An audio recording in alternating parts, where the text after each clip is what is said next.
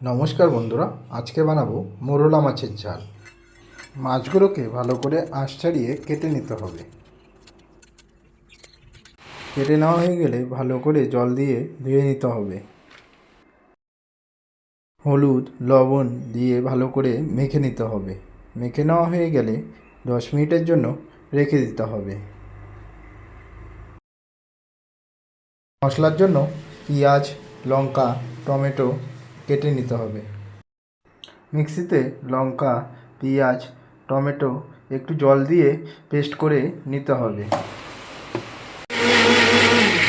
Paste করা হয়ে গেলে উনুন জ্বালিয়ে একটি কড়াই বসিয়ে নিতে হবে। কড়াইতে সরষের তেল দিয়ে নিতে হবে। তারপর মাছগুলোকে ভালো করে ভেজে নিতে হবে।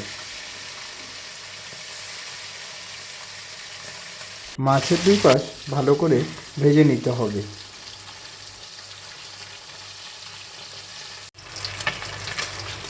লাল লাল করে ভাজা হয়ে গেলে নামিয়ে নিতে হবে। আবার কড়াইয়ে তেল দিয়ে কালো জিরা সম্বাদ দিয়ে পেঁয়াজ কুচি দিয়ে ভালো করে নেড়ে চেড়ে নিতে হবে। নেড়ে মশলাটাও দিয়ে দিতে হবে।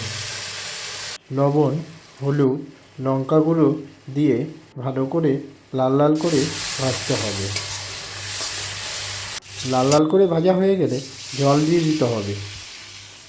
জলটা ফুটে গেলে মাছ দিয়ে দিতে হবে।